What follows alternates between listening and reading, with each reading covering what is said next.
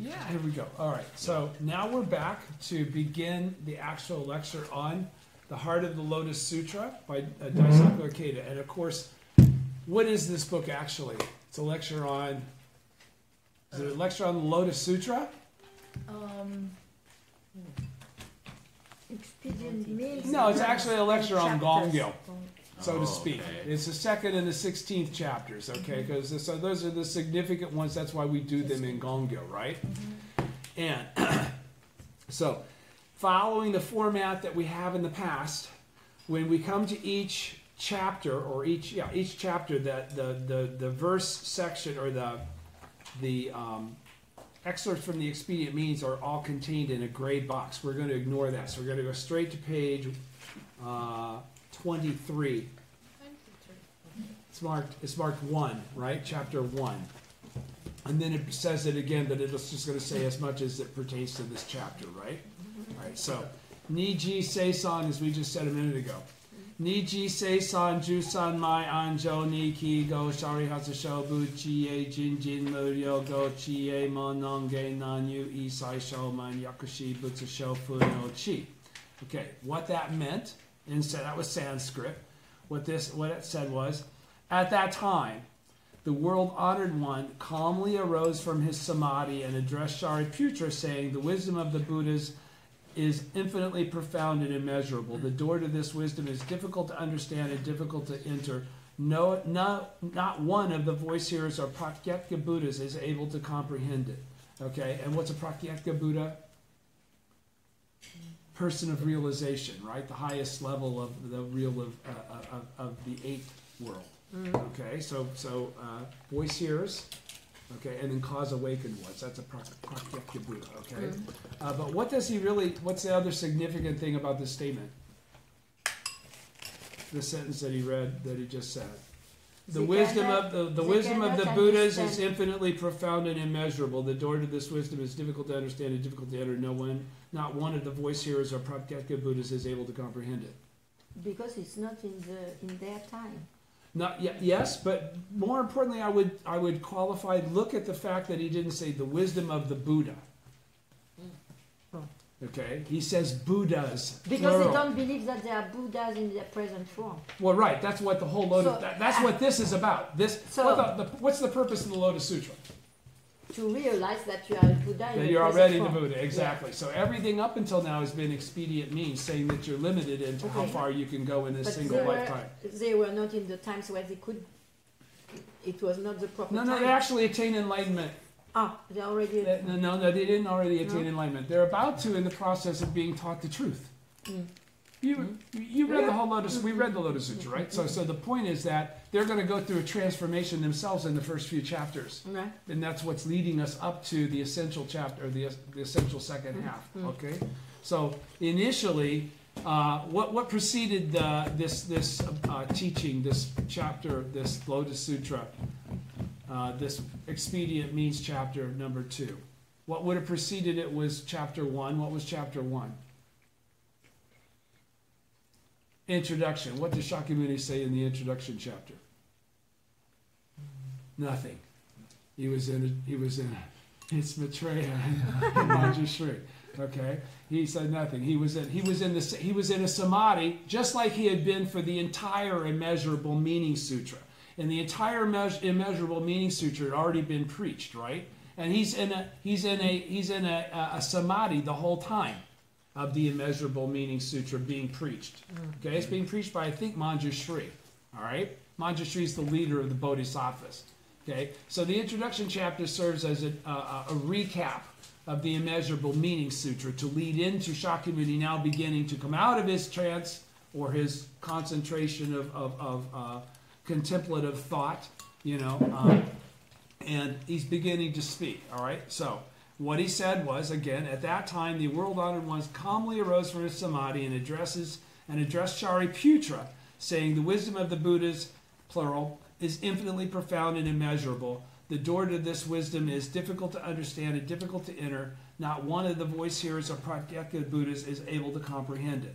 So he's also basically stated that the wisdom is infinitely profound and immeasurable. So what does that mean? Are you going to be able to comprehend it? Not easily. Okay? So, here we go. Here we start with President Ikeda's lecture. At the beginning of the Expedient Means chapter, Shakyamuni arises from samadhi, or deep meditation, on the truth that immeasurable meanings come from the one law. Immediately, he tells Shariputra, the wisdom of the Buddhas is infinitely profound and immeasurable. None of you is able to comprehend it. The teaching thus opens the scene with the scene of considerable tension. Let us first consider what kind of time is being indicated in the phrase "at that time." Now, once again, he's going to explain that phrase of "at that time" by going back to Josei Toda. He's going to do this over and over again throughout this lecture.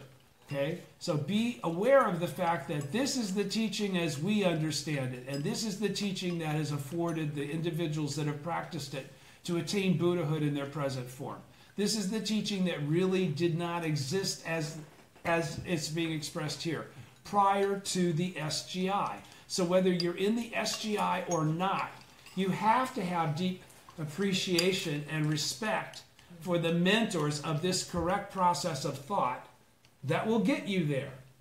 I can promise you that it'll get you there. Okay, so at that time, he explains, President Ikeda expressed it, at that time refers to the concept of time as employed in Buddhism.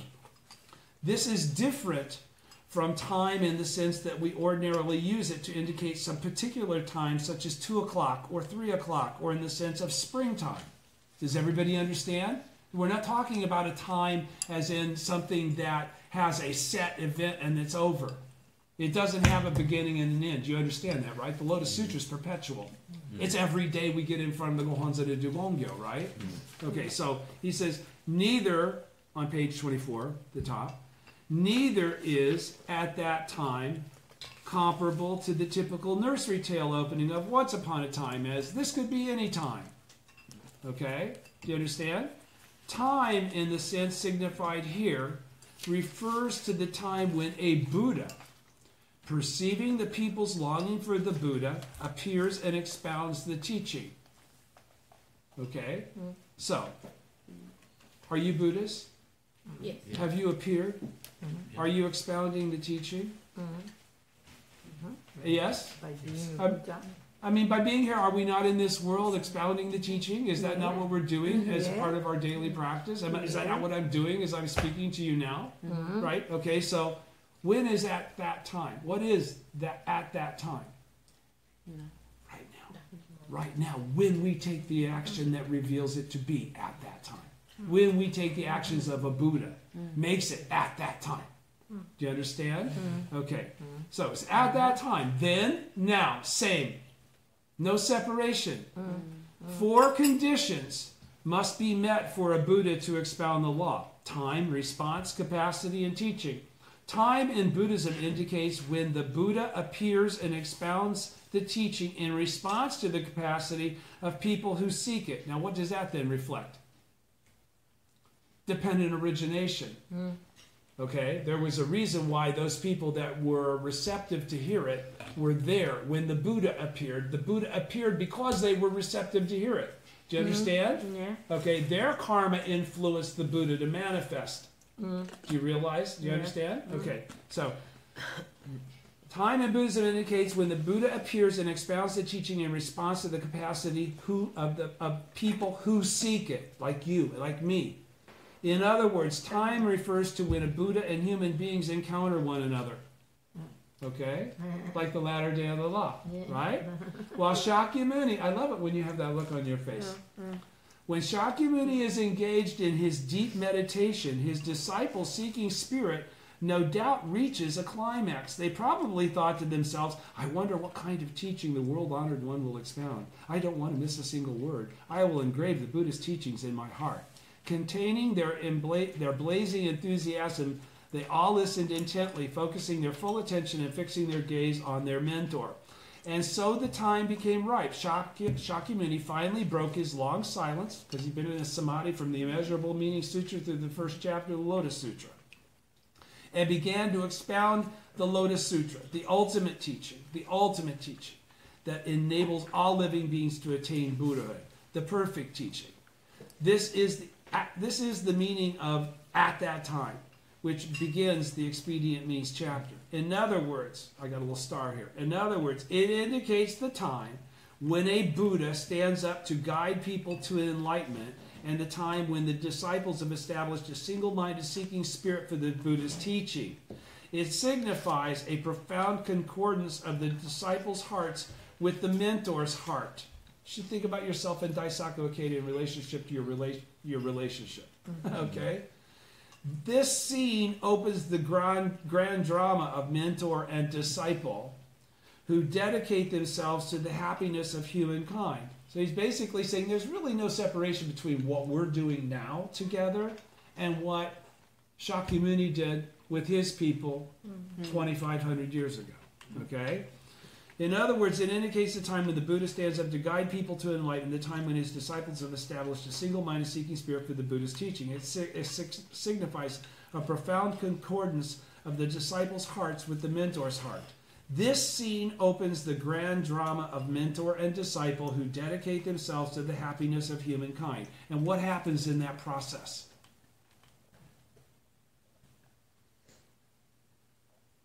What could not happen until that occurred? Kosen Rufu. Okay? This last sentence. This scene opens the grand drama of mentor and disciple who dedicate themselves to the happiness of humankind could be just as easily saying, this scene opens the grand drama of the achievement of Kosen Rufu. Okay? By the Buddhas that live in the Sahe world. The Buddha is the one who most keenly comprehends the time. The Buddha awaits the proper time, discerns the nature of the time, creates the time and expounds the law that accords with the time. Such is the Buddha's wisdom and compassion. Top of page 25. Why do people suffer? For what do the people yearn? What teaching enables the people to become happy, and when should it be taught? The Buddha ponders these matters constantly and expounds the law freely in accordance with the time. In this sense, as we all know, the selection of time is one of his 5 major writings, right? That's a whole dissertation on the issue of time as it relates to Buddhism. In this sense, to know the time is also to understand people's hearts. The Buddha is a leader who has mastered understanding others' hearts. The Buddha is an instructor of the spirit and an expert on human nature. And you will be as you encourage people to the course of your life. All right? And they'll all have a relationship with you, just like it's being described right here. From the Buddha's standpoint, that time is the time when the Buddha initiates the struggle to enable all people to attain enlightenment.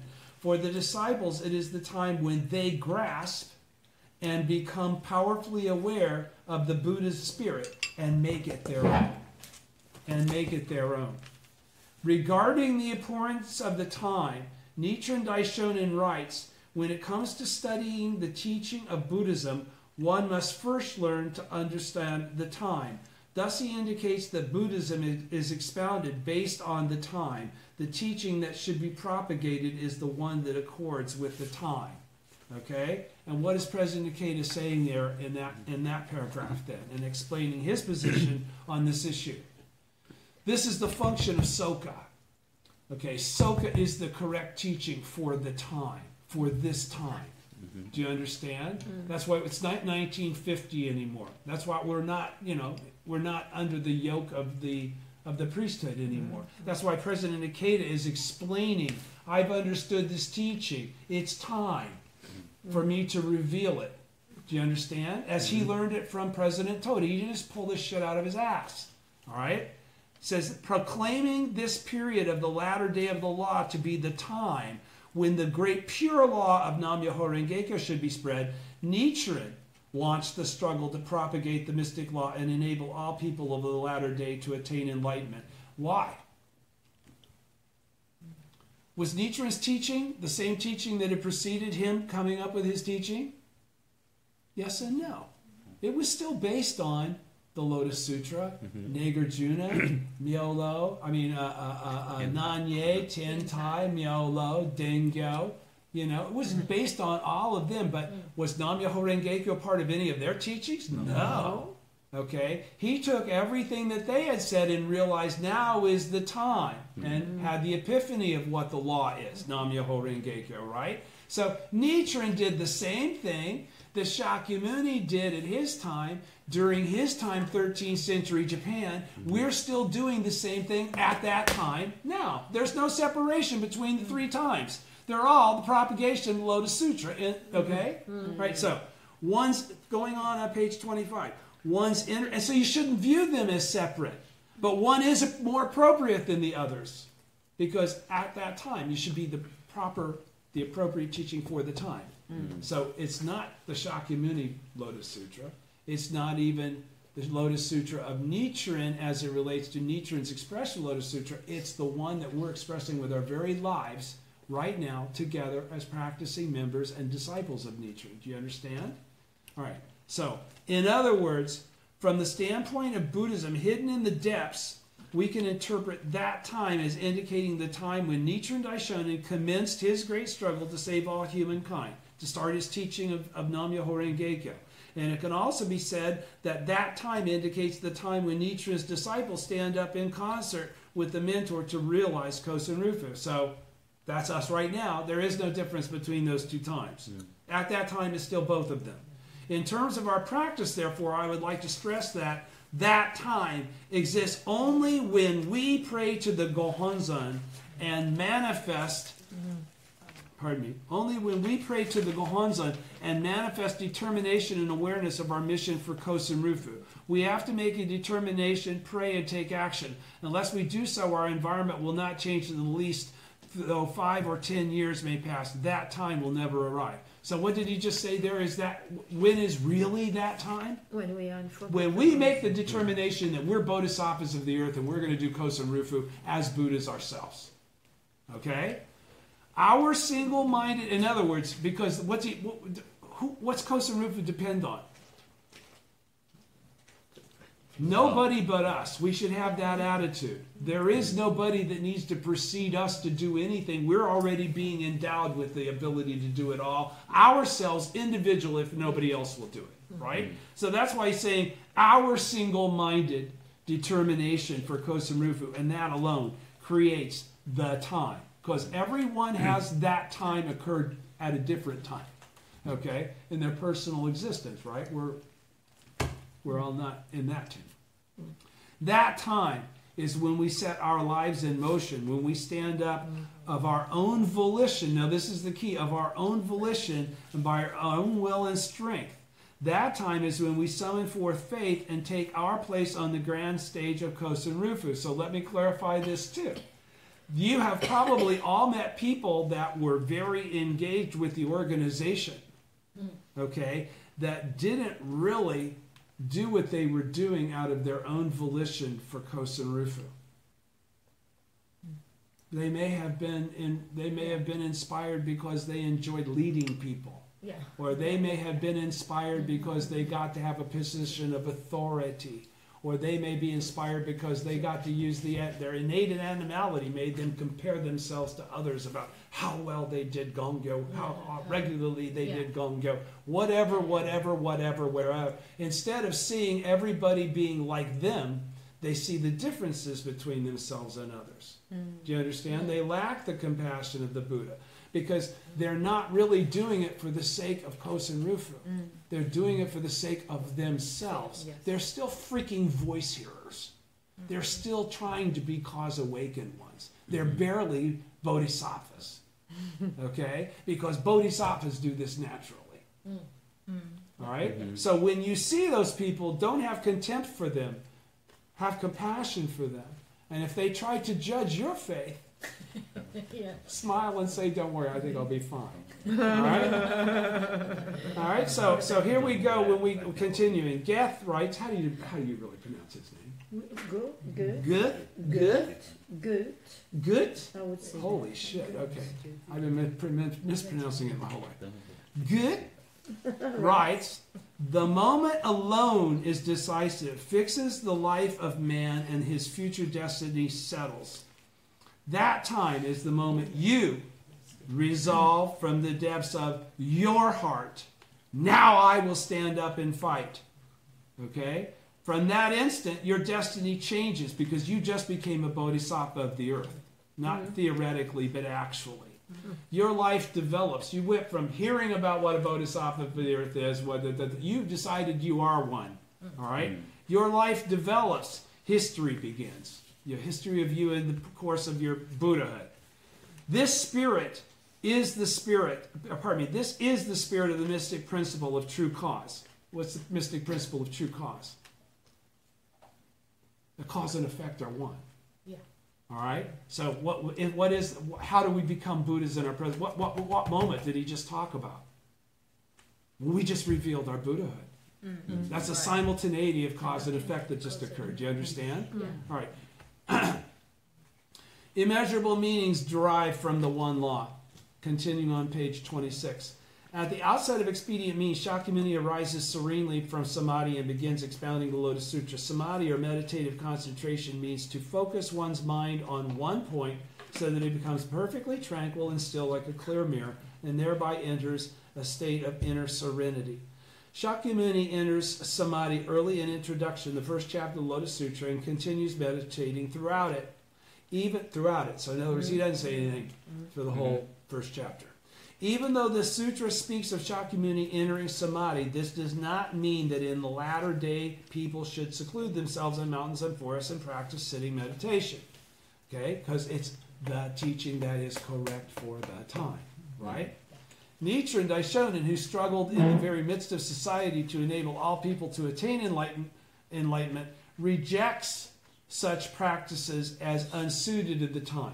Okay? So meditative practices are not what we're encouraged to utilize by the Daishonin in the course of bringing forth our Buddhahood in the latter day of the law. We do it a completely different way.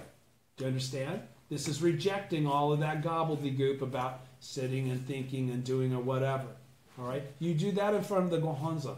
That's your sitting meditation. You don't need to contemplate your navel. At the present age, samadhi means doing gongyo. In the present age, samadhi means doing gongyo and chanting Nam-myoho Renge-kyo to the Gohonzon. We do not carry out this practice secluded in mountains and forests. Rather, on the foundation of our daily practice, we polish our lives, draw forth infinite wisdom and courage, and go out into society. This is the discipline we carry out. We live out our daily lives as Buddhas. Contemplation or meditation for its own sake is to have one's priorities reversed, to confuse a means for the end. In the Vilamakirti Sutra, Shakyamuni clearly explains the true meditation is not solitary contemplation beneath a tree, but playing an active role in society while embracing the truth. When someone urged that he pursue a life of meditation, Mahatma Gandhi is said to have replied that he felt no need to withdraw to a cave for that purpose. He carried the cave with him, he said, wherever he went. Oh, love that. This episode is characteristic of Gandhi, who devoted his life to moving and taking action among the people. Buddhism does not close its eyes to people's suffering. It is a teaching that opens people's eyes. Therefore, Buddhism is the path that enables people to become happy. To turn away our eyes from the contradictions of society and rid ourselves of all worldly thoughts is not the way to practice. Is not the way of Buddhist practice. The true spirit of meditation lies in manifesting our innate wisdom in society, resolutely struggling for the happiness of ourselves and others, and building a better society, trying to achieve Kosarufu as bodhisattvas of the earth in the latter day. All right, everybody understands? Continuing on the very bottom of page 27. The specific samadhi Shakyamuni entered is termed samadhi of the place of immeasurable meanings. The Immeasurable Meaning Sutra, which precedes the Lotus Sutra, is part of the threefold Lotus Sutra, reads, immeasurable meanings are born from a single law. This law from which immeasurable meanings derive is the foundation of all teachings. Shakyamuni expounded the Lotus Sutra from the standpoint of this great truth to which he had become enlightened. Nichiren Daishonin clarified that this single law is Nam-myoho Renge-kyo. He revealed this fundamental law of the universe for all people and expressed it so that anyone can practice it. He stood up and expounded it for the happiness of the entire world and for all humanity. This is what the phrase calmly arose from his samadhi signifies in terms of its implicit meaning. Why does he say in terms of its implicit meaning? Because there is an implicit meaning to the entire Lotus Sutra, and that implicit meaning pertains to the manner in which it's to be perceived as a teaching, as what it says, relating to the latter day. Okay, so there's a whole that's what the OTT is. All right, it's how to perceive what's said in the Lotus Sutra in the latter day of the law when the correct teaching is Nam-myoho Renge-kyo. That's what this is. This is Nichiren taking the Lotus Sutra and turning it into a latter day of the law sutra. Do you understand? All right, so where am I here? Nichiren clarified that, where? Yes. For us? Okay. Nichiren clarified that this single law is Nam-myoho Renge-kyo. He revealed this fundamental law of the universe for all people and expressed it so that anyone can practice it. He stood up and expounded it for the happiness of the entire world and for all humanity. This is what the phrase calmly arose from his samadhi signifies in terms of its implicit meaning. For us, immeasurable meanings are born from a single law means that by believing in and embracing the mystic law, we can acquire the Buddha's infinite wisdom. By doing Gongyo and chanting Nam-myoho Renge-kyo daily, we cause our lives to shine with supreme wisdom, and advance along the path of genuine victory in life. Each day, starting from this foundation, we can revitalize ourselves. Therefore, please be confident that SGI members who pray with the determination, I will fight again today, I will do my best tomorrow, too, and who stand up for Kosen Rufu in society are themselves practicing calmly arising from samadhi each morning and evening. Because that implicit meaning that relates to Nichiren relates to you, because there's no separation between you and Nichiren. Do you understand? Okay, so everybody's with me, right? All right, so the unsolicited and spontaneous teaching, page 28. Shakyamuni, having arisen from samadhi, spontaneously begins to expound the Lotus Sutra without anyone first requesting that he do so.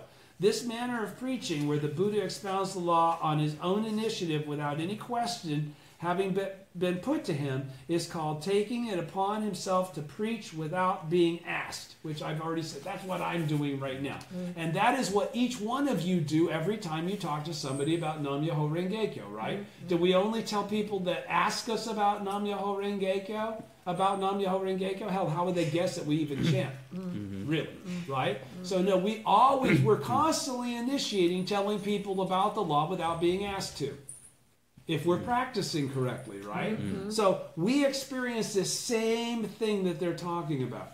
As individuals, as the Buddhas that we are. That's why we can experience the same thing that we're talking about. The unsolicited and spontaneous teaching. Shakyamuni, having arisen from his samadhi, spontaneously begins to expound the Lotus Sutra without anyone first requesting that he do so. This manner of preaching, where the Buddha expounds the law on his own initiative without any question having been put to him, is called taking it upon himself to preach without being asked. The doctrine Shakyamuni spontaneously and serenely begins to expound is so profound that his disciples could not have imagined it, let alone have asked him to teach it. And that's why we have to go ahead and say, do you know about Nam-myoho Renge-kyo? Nobody's going to have the wisdom to just ask. In this, we see the outpouring of the wisdom and compassion that impelled Shakyamuni to expound the Lotus Sutra. It is of profound significance that Shakyamuni takes it upon himself to preach without being asked. All sutras, other than the Lotus Sutra, are described as preaching in accordance with the minds of others, that is, according to his listeners' capacities. As such, they do not represent the Buddha's true intention. By contrast, the Lotus Sutra is described as preaching in accordance with one's own mind, because the Buddha mind is the same in all. Do you understand? Because in this sutra, Shakyamuni reveals the truth directly, as in true Buddha, that's what a true Buddha does, in accordance with his own enlightenment. Everybody understands that? Just as Nichiren did. And then when you do it, just as you are, whether you realize that's what's occurring or not. Nichiren's declaration of the Buddhism of the latter day of the law is another instance of taking it upon himself to preach without being asked. With regard to establishing his teaching, the Daishonin says, if I speak out, I am fully aware that I will have to contend with the 3 obstacles and 4 devils. Now, when we speak out, are we not already also aware that that's going to bring forth devilish functions, the Santoshima, right? But we know that's part of the teaching. We basically embrace that reality and accept it, right? Yes. So are we not doing exactly the same thing? Yes. We are doing exactly the same thing, all right? He knew that if he spread the mystic law, he was certain to encounter persecution. Nonetheless, without being asked by anyone, he began to expound the teaching of Nam-myoho Renge-kyo. In his lifetime struggles, the Daishonin preached in accordance with his own mind. So if Daisaku Ikeda does it in trying to encourage us, there's absolutely nothing wrong with that. Okay? There's nothing to be taking issue with. In our own practice, preaching in accordance with one's own mind, or Toda, that's what I'm saying. In our own practice, preaching in accordance with one's own mind indicates the spontaneous spirit to praise the mystic law out of profound recognition of its greatness, no matter what anyone might say. I could just about cry, because that's how I feel, and that's why I do what I've done for 45 years. In our own practice, preaching in accordance with one's own mind indicates the spontaneous spirit to praise the mystic law. Whenever you do shakabuku, you are praising the mystic law. You understand that, right? Out of profound recognition of its greatness. You're understanding that this is a teaching that you must propagate as a bodhisattva of the earth. This is what you're supposed to do. You feel compelled to do that, don't you? I do. I mean, that's the life condition that this has all made me feel. I'm assuming everybody else feels the same. No matter what anyone might say, because I'll flip them the bird faster than anything if they try to tell me I'm wrong. I'm not really afraid to say what I think. Such admiration of the mystic law is the essential reason we recite the sutra during morning and evening gongyo. Preaching in accordance with one's own mind also indicates the attitude of propagating the law to the full extent of one's abilities. The irrepressible desire to teach and explain to others even a single word or phrase. Do you feel that? Yeah. I feel that. By contrast, if you talk about the mystic law because you have been told to do so, you must go do shakabuku. So you go do shakabuku because you're being told to do shakabuku. That's not really the shakabuku that brings the benefit that I've gotten, because I did shakabuku because of what he just read there. We just read there. Okay? So there's a difference in how you practice and the effects that manifest from those causes, because the causes are different. Do you understand? They may seem to be the same, but they're not the same. All right? I'll say this again, because I've got a big ha next to that one. Preaching in accordance with one's own mind also indicates the attitude of propagating the law to the full extent of one's ability. So this is not to suddenly become an oratory great whatever. This is just your ichinen to share with someone else how they can change their life the way you feel you're changing yours, or the way you feel yours has changed, right? Propagating the law to the full extent of one's abilities, the irrepressible, you can't hold it back, desire to teach and explain to others even a single word or phrase. By contrast, if you talk about the mystic law because you have been told to do so, or in the belief that it will make others think highly of you, which is what I was referring to before, okay, doing it for the wrong reason, then you are preaching in accordance with the minds of others, and not preaching in accordance with the way that Daishonin has expressed we should. Broadly speaking, taking it upon himself to preach without being asked and preaching according to one's own mind indicates autonomous and self-motivated action. So what's autonomous mean?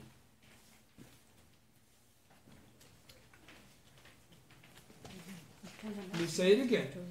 Broadly speaking, taking it upon himself to preach without being asked and preaching according to one's own mind indicates autonomous and self-motivated action.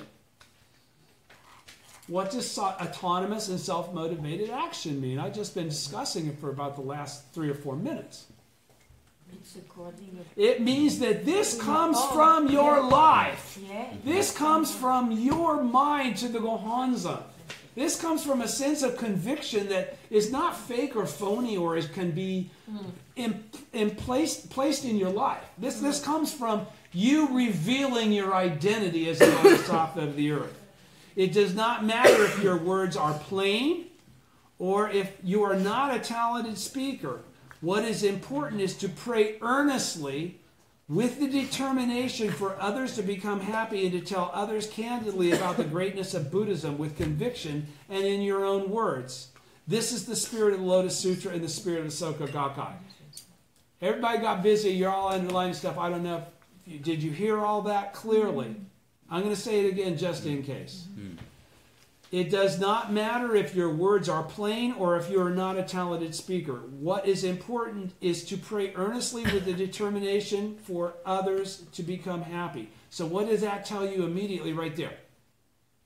This isn't even about what you say. This is about your determination for Kosen Rufu as an individual participating in life as a Bodhisattva of the earth. So you may not be the best spoken person. You may not be the most outgoing person. But this means that every day you do what you can to achieve Kosen Rufu. And if speaking to others isn't that strength, your prayer is that strength. Do you understand? In other words, that's what is important is to pray earnestly with the determination for others to become happy and to tell others candidly about the greatness of Buddhism. The determination for others to become happy is to pray for others to practice, for Kosen Rufu to be achieved. How much do you really chant that way? About Kosen Rufu? Think about it. You know, it's real easy to read the prayers and think that that's covering it. But the purpose is our mind is supposed to be awakened during this Daimoku from the Gohonzon, right? So we should be thinking as the Buddha from time to time. If we're really getting down to the core of it, we should be thinking exactly like Daisaku Ikeda says he thinks. Like Nichiren Daishonin says he thinks. Like Toda said he thought. You know, these are indications of people that we already know have achieved what we're seeking to achieve. Right? So we've got to care enough to not feel like we can just walk through that and it'll happen somehow. We have to make the endeavor. Part of the endeavor is awakening ourselves to the truth of what's required, which is what's called what? That's called wisdom. All right? So what President Ikeda is sharing with you, why would he bring this up in writing in this sentence? Because you probably haven't thought of it in the vein that he's speaking of it now. And that's why he's saying, what is important? He's trying to get you to understand this is important. Listen to what I'm saying. What is important is to pray earnestly with the determination for others to become happy. If that isn't part of your gig and the way your mind works, you need to work on your mind. Okay? Because you're not thinking in accordance with what you're reading and learning. Absolutely. All right? Okay.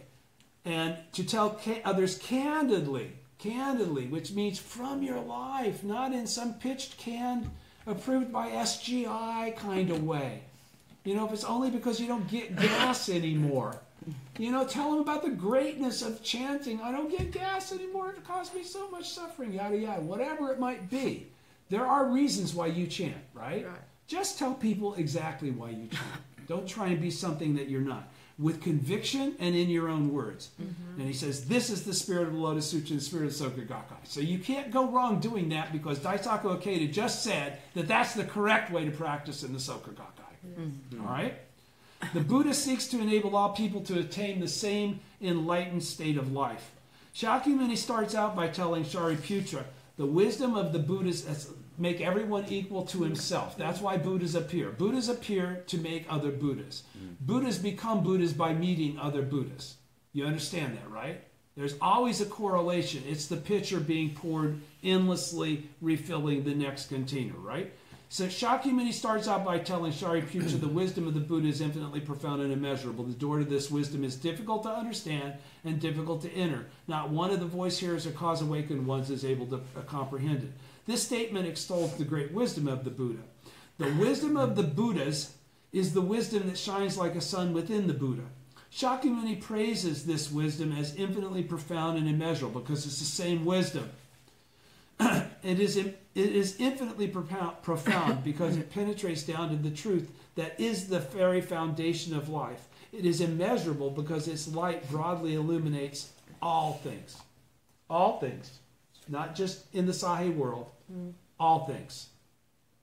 Because the wisdom of the Buddhas reveals life in its entirety, the Buddha's state of life is said to be expansive and profound. Likening the Buddha's state of life to a great tree or mighty river, Nichiren says, the deeper the roots, the more prolific the branches, the farther the source, the longer the stream. Shakyamuni doesn't praise the wisdom of the Buddhas to say that the Buddha alone is great. Dig that now. Okay? Shakyamuni doesn't praise the wisdom of the Buddhas to say that the Buddha alone is great. In fact, it is just the opposite. His purpose is to encourage others, in effect saying, therefore, all of you too should become Buddhas. Therefore, all of you too should make the same great wisdom of the Buddha shine in your own lives and become happy. Therefore, all of you too should become Buddhas, because you can become the Buddha just like I am the Buddha. That's the point. Wisdom is the path to happiness. What's wisdom? What's the greatest wisdom? That you can attain Buddhahood in this lifetime, right? Wisdom is the path to happiness. Money, status, skill at getting by in the world, none of these can enable us to overcome the fundamental sufferings of birth, old age, sickness, and death. The only way is to cultivate the wisdom with which our lives are inherently endowed. The Lotus Sutra's purpose is to enable all people to cultivate supreme wisdom in their hearts and advance along the great path of indestructible happiness. Because their happiness comes from understanding what they're experiencing as living entities, going through the changes of birth, old age, sickness, and death. Yeah, right? Nichiren writes, the treasures of the heart are most valuable of all. That is why Shakyamuni began by extolling the wisdom of the Buddhas, the supreme wisdom. The next part of the passage reads, the door to this wisdom is difficult to understand and difficult to enter. Here Shakyamuni again praises the Buddha wisdom, but from a slightly different perspective. The door to this wisdom is the door to the realm of Buddha wisdom. Shakyamuni expounded various teachings as means to enable people to enter this realm. As we've discussed, prior to the Lotus Sutra, he taught in accordance with the listener's diverse capacities. For example, at different times, he taught that life is suffering, that nothing is constant, that happiness lies in extinguishing all desires, and that people should seek to awaken to the principle of dependent origination and just accept their reality each lifetime, right? In this way, Shakyamuni expounded teachings that the people could best understand. These specific teachings, however, did not represent the Buddha's true purpose. The true purpose lay in enabling all people to enter the path of wisdom. To enter the path of wisdom, to enter the path of Buddhahood, right? The path for becoming a Buddha. This purpose, however, cannot be understood with the wisdom of voice hearers or cause awakened ones. Such people may understand the contents of a particular teaching, but they cannot fathom the Buddha's reason for expounding it. And unless you can understand that reason, you can't really emulate that function, can you? You can't be the Buddha unless you understand why the Buddha does what the Buddha does. Right? All right. Right? Yeah. Makes sense. Yes. Their very satisfaction with specific teachings, ones that explain life's impermanence or the need to eradicate desires, for instance, prevented them from entering the realm of the wisdom of the Buddha who had expounded these doctrines. They reached the gate, as it were, and then stopped. Therefore, Shakyamuni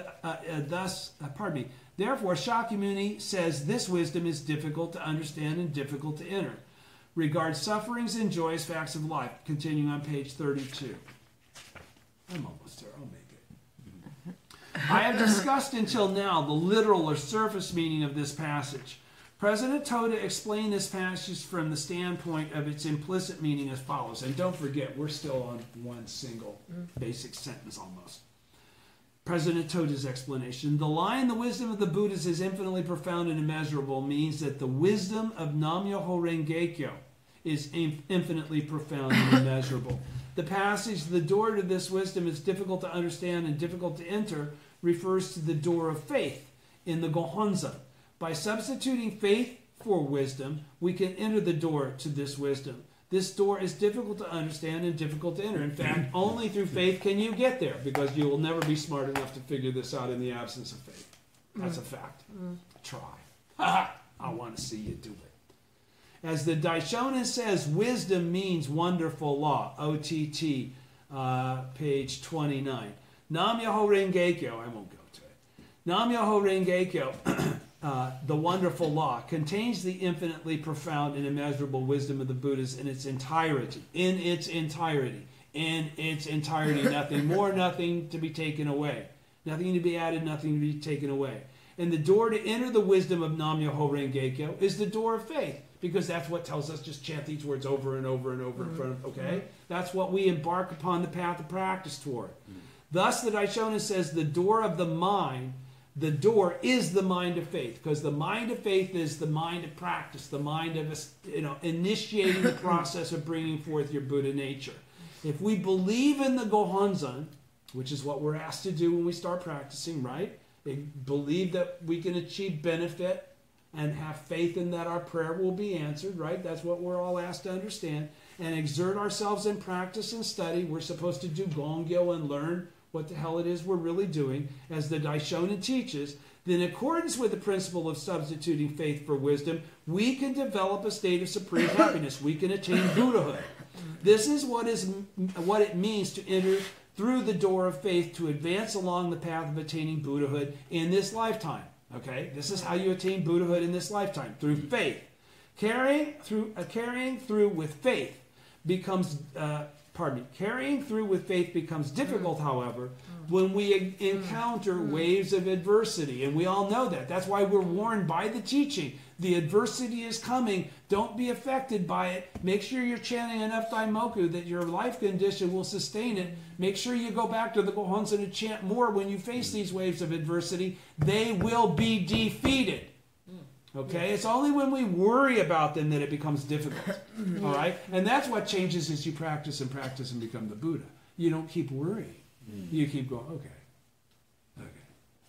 At such times, people may forget that faith is the door to wisdom. Don't lose your faith. Instead, filled with complaint, they may be tossed about helplessly on the rough seas of their problems, or they may fear suffering and give themselves over to lives of pleasure and ease. In this sense, the door of faith is difficult to understand and difficult to enter. For precisely this reason, Nichiren says, regard both suffering and joy as facts of life, and continue chanting Nam Myoho Renge Kyo no matter what, is the end of that.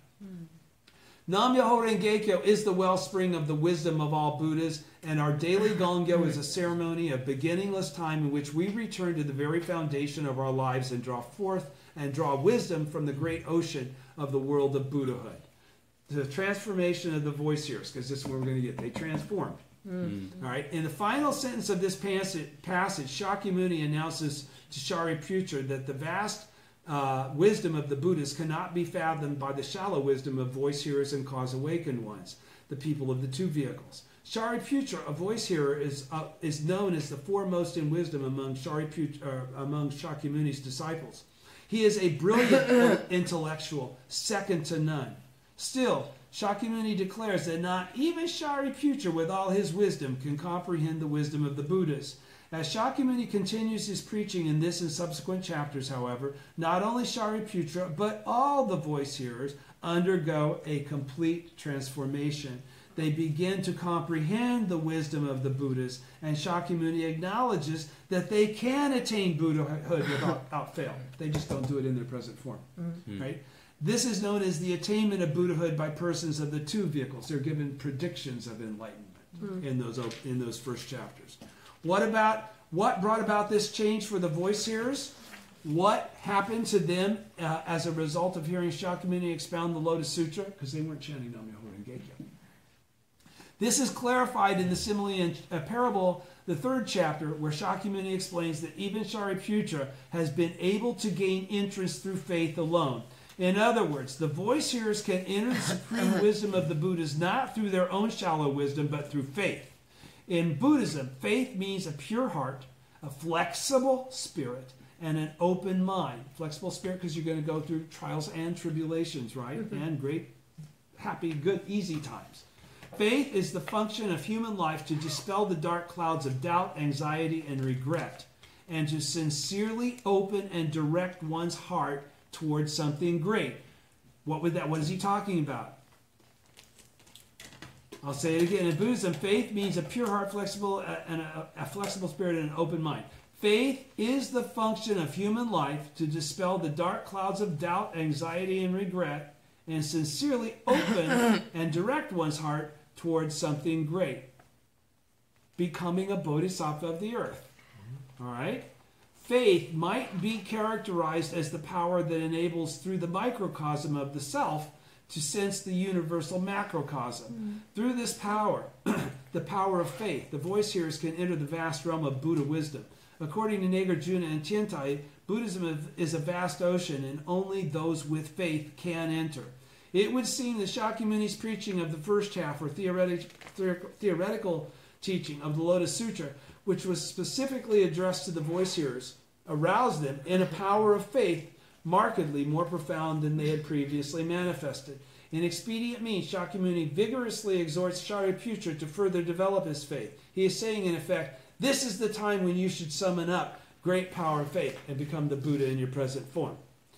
Voice hearers who hear the teaching become voice hearers who relate it to others, What becomes of the voice hearers who enter the realm of wisdom of the Buddha through faith?